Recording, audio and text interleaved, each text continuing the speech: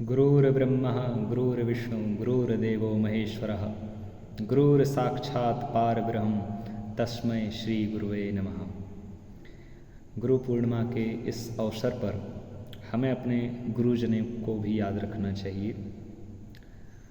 गुरु शब्द बड़ा प्यारा था, जो दो शब्दों से मिलके बना था, जिसका अर्थ होता था कि जो अंधकार से प्रकाश की ओर ले जाए।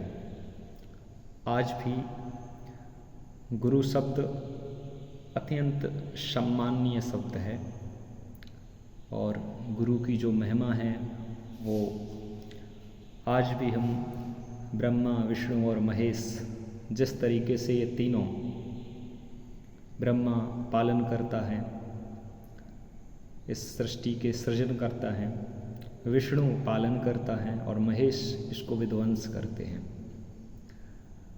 हमारे ऋषि महर्षियों ने गुरु की तुलना इन तीनों से करी है, क्योंकि एक अच्छा गुरु ये तीनों चीज़ें करता है।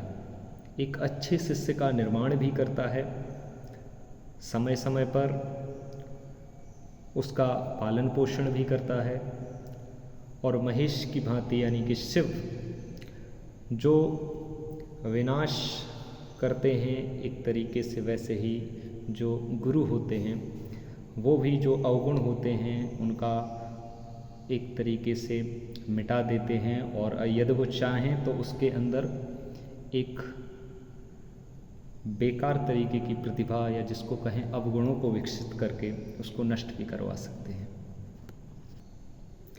गुरु की तुलना तो हमारे विद्वानों ने ईश्वर से भी आगे करी है।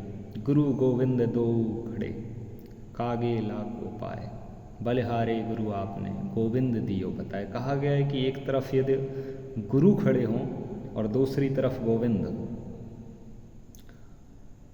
तो यदि सबसे पहले सम्मान की बात आए तो सबसे पहले हमें अपने गुरु को प्रणाम करना चाहिए, क्योंकि यदि वो गुरु ना होते तो गोविंद का भी पता न चलता। गोविंद के बारे में जिसने बताया वो भी वो गुरु थे। इसलिए शिक्षक और सड़क ये दोनों एक जैसे होते हैं। ये जहाँ पर हैं वहीं रहते हैं, लेकिन दूसरों को उनकी मंजिल तक पहुँचा देते हैं। इसलिए इनके पास एक अनुभव होता है और उस अनुभव को आप किसी भी कीमत पे उनसे आगे नहीं बढ़ सकते, क्योंकि कुछ ना हो तो समय को तो बदला ही नहीं जा सकता। समय को तो किसी भी कीमत पे नहीं बदला जा सकता।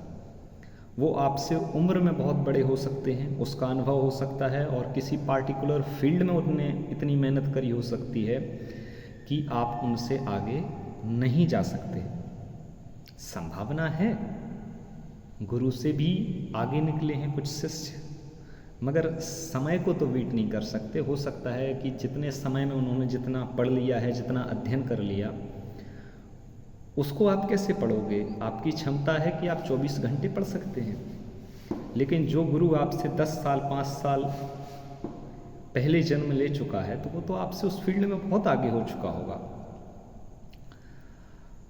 चलिए, अभी सारे मित्रों से एक ये बात थी कि कल आपका जो RTGCO का एग्ज़ाम था, जिसकी आपने तैयारी की हुई थी, साल भर करी थी, और उसको आपने कल एग्ज़ाम दिया।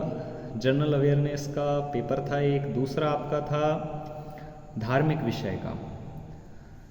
देखिए, जनरल अवेयरनेस में बहुत लोगों का बुरा हाल हुआ है। हालांकि कुछ क्वेश्चन आपने किए हैं, लेकिन जितने भी लोग थे वो इस चीज़ पे फोकस कर रहे थे कि पहला तो पेपर जो है वो 40% चाहिए हैं तो पास हो ही जाएंगे, और दूसरे पे फोकस करते हैं क्योंकि उससे मेरिट लिस्ट बननी है। मैंने पहले भी बोला था, greed is the root of all evils. ये जो लालच है ये आपको कहीं ना कहीं बर्बाद करती है। पहली चीज़ तो ये थी कि जब आपका फर्स्ट पेपर क्वालिफाई ही नहीं आप कर पाओगे तो दूसरे में आपके भले ही 100 में 100 हों, 100 में 100 मार्क भी हो, तब भी आप डिस्क्वालीफाई कर दिए जाओगे। इसलिए किसी भी चीज़ को, आपका धार्मिक तो आपका विषय रहा है, आप में से बहुत सारे लोग ऐसे हैं जो आचार्य हैं अपने विषय के, आपने आचार्य किया हुआ है। दूसरा, कर्मकांड के आप विशेषज्ञ हैं, श्रीमद् भागवत को आप कहते हैं, सुनते हैं। तो धार्मिक विषय तो आपने वैसे ही पढ़ा हुआ है, लेकिन जो जनरल नॉलेज है, करंट अफेयर्स है, इसका आपको नॉलेज नहीं है, तो इसको आपको पढ़ना चाहिए था। यही मैं पहले से भी कहता आया। अब मैं आपको बताता हूँ। एक क्वेश्चन था यज्ञोपवीत का, ये मैंने बताया था कि 100% आएगा, 100% आएगा, और वो आया भी। ये क्वेश्चन का आ जाना कोई बहुत बड़ी बात नहीं है। ऐसे न जाने अनेकों अनेक मैंने स्क्रीनशॉट देखा है, उनमें से बहुत सारे प्रश्न आए। इसका मतलब ये नहीं हुआ कि मुझे कहीं से कोई पता चल गया कि ये क्वेश्चन आने वाला है। मतलब इतना है कि जिस चीज़ पे मैंने समय दिया है वो 100% आउटपुट उससे निकलेगा। मैंने प्रीवियस ईयर के जो पेपर थे उनको स्टडी किया, उनका एनालिसिस किया, फिर उसके बाद उन सब को पढ़ा, तो एक ये दिमाग में आ जाता है कि क्वेश्चन क्या बन सकता है। जिस स्टूडेंट किसी भी एग्ज़ाम की आप तैयारी कर रहे हो, जब आपको ये समझ में आ गया कि मुझे क्या पढ़ना है और क्या छोड़ना है। अब पुराणों से क्वेश्चन आते हैं, तो पुराणों के विषय में 18 पुराण हैं हमारे। अगर एक एक पुराण पढ़ने के लिए बैठोगे आप, तो ये तो नहीं है कि जिसने सारे पुराण पढ़े हों वही प्रश्न कर पाएगा। कुछ लोग ऐसे भी हैं जिन्होंने सारे पुराण नहीं पढ़े, सारे वेद, उपनिषद, वेदांग नहीं पढ़े हैं, रामचरितमानस, श्रीमद् भागवत, श्रीमद् भगवत गीता, इनसे भी प्रश्न आए हुए हैं। तो इनको भी नहीं पढ़ा हुआ है, लेकिन फिर भी प्रश्न सारे कर देते हैं और सही भी जाते हैं। तो पूरा पढ़ने की आवश्यकता नहीं है, लेकिन ये पता होना चाहिए कि प्रश्न क्या बन सकते हैं। अगर श्रीमद् भागवत से प्रश्न बन सकता है तो क्या प्रश्न बन सकता है, श्रीमद् भागवत गीता से प्रश्न बन सकते हैं, क्या बन सकते हैं, महाभारत और रामायण से क्या प्रश्न बन सकते हैं। पहले तो ये आना चाहिए कि महत्वपूर्ण क्या है, और जब महत्वपूर्ण आपको पता चल गया कि ये चीज़ आ सकती है, उसके बाद फिर आप उसका गहन अध्ययन भी कर सकते हैं।